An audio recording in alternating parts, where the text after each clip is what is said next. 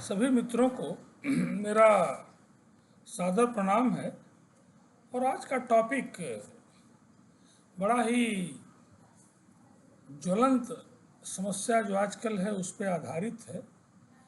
आज के टॉपिक में मैं ये बताना चाहूँगा कि न्यूक्लियर फैमिली और संयुक्त परिवार का जो विघटन होता जा रहा है उसके चलते क्या क्या परेशानियाँ आ रही हैं। तो एक तरह से मैं कह सकता हूँ कि संयुक्त परिवार एक वरदान।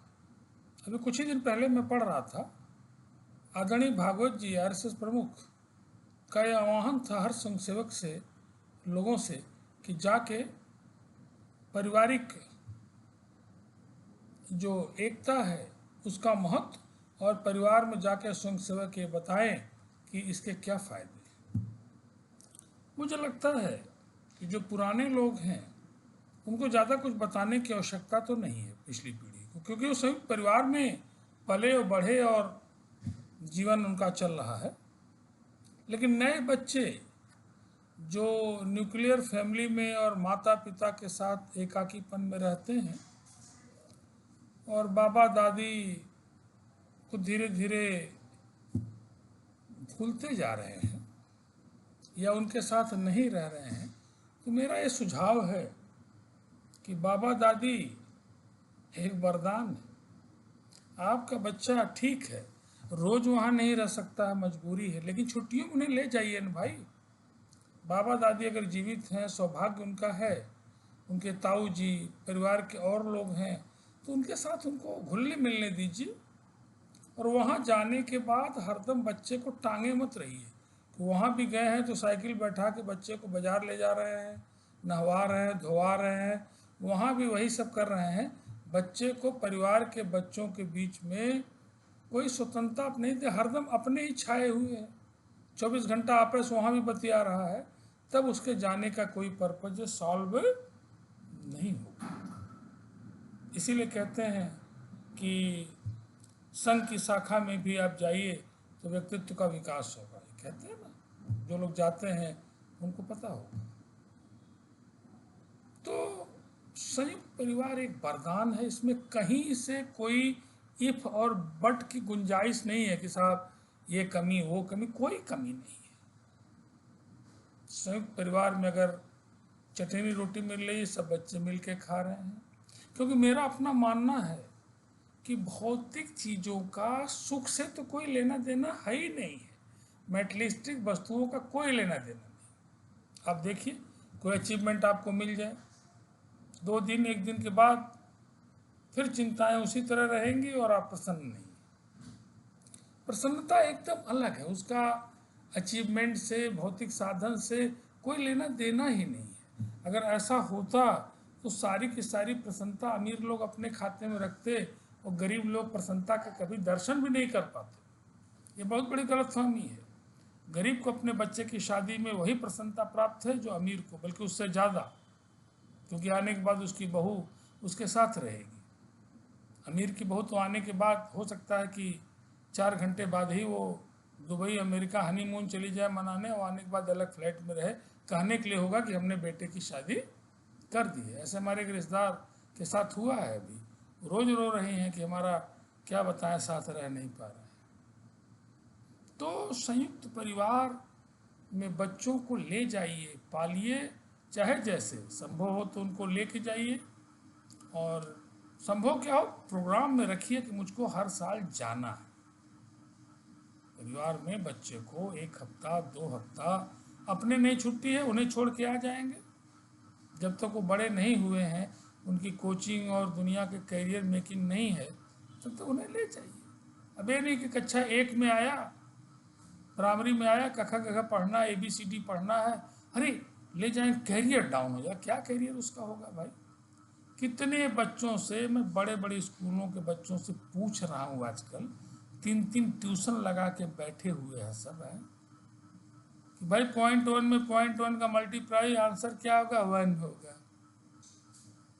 में तरस आता है कि कितना गार्जियन डार्क में रह रहा है। अगर वो बाबा दादी के साथ रहता, हम लोग अपने बाबा दादी के साथ रहे, कोई ट्यूशन नहीं, शाम को उनकी खटिया बिछाई गई दरवाजे पर, किस्सा सुना रहे हैं, कहानी से वो भी व्यक्तित्व विकास हो रहा है। रामायण सुना रहे हैं, गीता सुना रहे हैं, नहीं कुछ तो कुछ पारिवारिक घटनाएं सुना रहे हैं, गांव की घटनाएं सुना रहे, ये सारी चीज़ें व्यक्तित्व विकास में काम दे रही हैं। थोड़े पढ़े लिखे हैं तो बैठे बैठे आपसे पहाड़ा सुन रहे हैं, गिनती सुन रहे हैं, आपको इनडायरेक्ट आपको जीएस तैयार करा दे रहे हैं।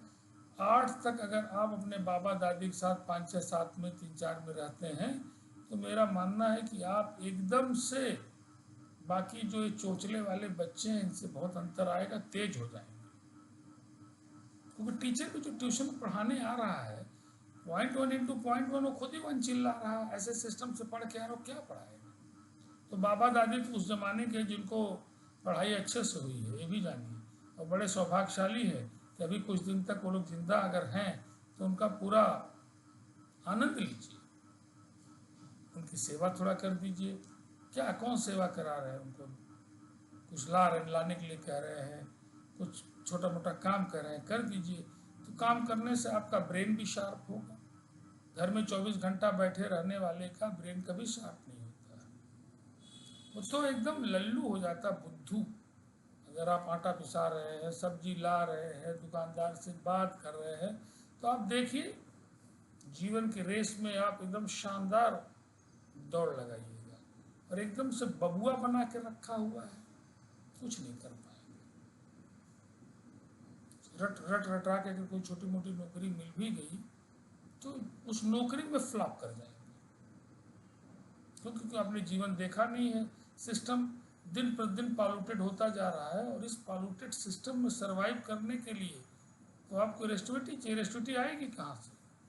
रेस्टिविटी हमेशा संयुक्त परिवार से आएगी, जान लीजिए। एकाकी परिवार से रेस्टिविटी नहीं आएगी, जिम में जाके नहीं आएगी, मासिक रेस्टिविटी कहाँ से आएगी?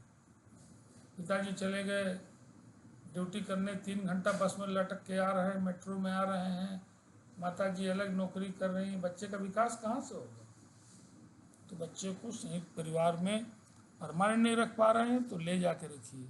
और अगर माता पिता थोड़ा सा कहते हैं कि हाँ भाई आपके साथ रहेंगे, तो उनको ले आइए, तो आपके बच्चे के विकास में मील के पत्थर साबित होंगे।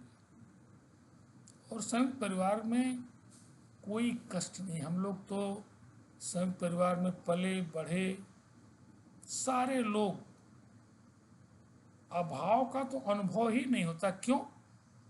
सारे लोग उसी सिस्टम में रहते हैं। मैं बीएचयू में पढ़ता था, सबके 300-200 रुपये आ रहे हैं, किसी का नहीं तक 10,000 रुपये आ रहा है।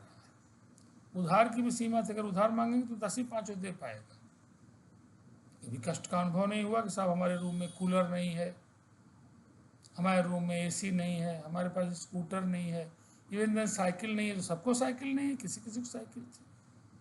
तो संयुक्त परिवार में आपको समरसता का भाव जीवन में पैदा होता है, आपके व्यक्तित्व में स्वार्थपन कम होता चला जाता है, और वो स्वार्थपन घातक है।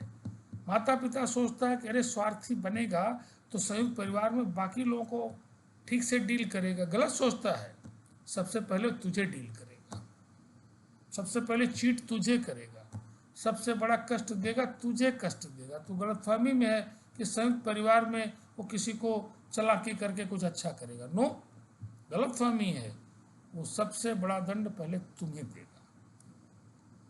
इसलिए ये भागवत जी का आह्वान मैं सारे अपने यूथ से भी कहूँगा कि घरों में जाएं और बच्चों को धीरे धीरे ट्रेन करें कि बेटा ये चाचा मामा नाना मौसी जो भी लोग हैं इनके बच्चे सब अपने हैं, सबके साथ रहना है, छुट्टियाँ बितानी है, काम धाम मिल के करना है, खाना भी सब लोग साथ में खा रहे हैं, जो बना वही खा रहे हैं। कोई ज़रूरी नहीं कि पनीर सुख देगा, रोटी अचार भी सुख देगा, उतना ही उससे बढ़ के देगा अगर सबके साथ मिलजुल के खाएंगे, और आपका व्यक्तित्व बढ़ जाएगा। तो होगा क्या, कभी कभी कठिन स्थिति में भी अगर जीवन में अभाव भी रहा तो फील नहीं होगा। क्यों? क्योंकि उससे लड़ने की, उसको एडजस्ट करने की, उसको समझने की आपके पास पूरी पावर है। तो मेरा सभी गार्जियन से भी आग्रह है कि संयुक्त परिवार में बच्चों को पालिए, उन्हें संयुक्त परिवार की शिक्षा दीजिए। संयुक्त परिवार में भाई है, बंधु हैं, चाचा हैं, किसी की शिकायत बच्चों के साथ चटकारा लेके मत करिए। ये आपके लिए घातक होगा, उनके लिए क्या घातक हो, तो दूर रहते हैं। आपका बच्चा नहीं जाएगा, मत जाए, नुकसान आपका होगा। तो इसी छोटी सी वीडियो के साथ कि संयुक्त परिवार, पिताजी कहते थे कि अरे संयुक्त परिवार तो LIC है। तो कहने का मतलब कि दुख सुख में सब एक साथ हो जाते हैं। मैंने देखा, एक नहीं अनेक घरों में, कोरोना काल में देखा गया होगा कि बम्बई दिल्ली में रहने वाले बड़ी बड़ी बातें हाँकने वाले, तो नौकरी छूट गई तो पैदल और कष्ट उठा के भी गांव गए, तो लगा कि हाँ गांव में तो जो लोग रह रहे हैं, और वो लोग सहृदय लगा लिए बिना ये डरे कि कोरोना हमको भी धर लेगा। इतना त्याग उनके अंदर कि वो रख लिए। शहर में तो मैं कई अपने परिचितों को जानता हूँ कि ऐसे तो उसके यहाँ जाके खूब ठाठ से रुकेंगे, खाएंगे पिएंगे, जब वो कह देगा कि हमको आना है, अरे जैसे लगता है सांप सूंघ गया कि यहाँ कहाँ आ रहा है। कोई न कोई बहाना मार देंगे कि मैं हूँ नहीं, पत्नी बीमार है ही है, वो 50 बात बता देंगे। तो उससे क्या होगा? इन सारी चीज़ों को बच्चा वाच कर रहा है, आपके स्वार्थपन को बच्चा वाच कर रहा है, और वो दूसरों के लिए घातक नहीं है, आपके लिए घातक होगा। बुढ़ापे में, बढ़ती एज में आपसे मिलने नहीं आएगा। मरने के बाद मैंने कई एग्जाम्पल देखा है बड़े एडवांस लोगों के यहाँ कि फ़ोन पे कह दिया भाई को क्रियाक्रम कर दो, यार मैं आई के क्या करूँगा, कुछ पैसे भेज दे रहा हूँ, खिला पिला देना, वो भी ज़्यादा लोगों को मत खिलाना, 10-5 लोग खिला देना। ऐसे मैं कई लोगों को जानता हूँ, और मैंने ऐसे कई गार्जियन को देखा है कि अपनी प्रॉपर्टी को बच्चे को न दे के उन्होंने भाइयों को लिख दिया, और अच्छा किया, एक सबक है। तो पुनः एक बार मैं बहुत सारी बातें न करके, बहुत सारी बातें जानते भी लोग हैं, यही कहूँगा कि संयुक्त परिवार का महत्व समझिए, सबको प्रेम से रखिए। नहीं रोज आ पाते हैं तो तर त्यौहार में आइए जाइए। तो नया सिस्टम चल गया है, मकान बनवा लिए, ऐसा मकान अपना बनवा लिए, 1 कमरा 2 कमरा ले लिया, सोफा रख लिए हैं, क्या बताए इसमें दिया बाती करना है, दिवाली यहीं मनानी है। अरे भाई छोटी दिवाली यहाँ मना लेना, बड़ी दिवाली अपने घर मना ले। नहीं दिवाली मना पा रहा तो दिवाली के बाद ही चला जाए 1 दिन 2 दिन के लिए घर। लेकिन नहीं, उसी नरक में इस कमरे से उस कमरे के बाद आगे गली, उसी में जीने का इतना अभ्यस्त हो गया है कि उसको बड़े बड़े दरवाजे, बड़े बड़े बाग बगीचा काट खा रहे हैं। दुर्भाग्य है उसका, और कुछ नहीं है।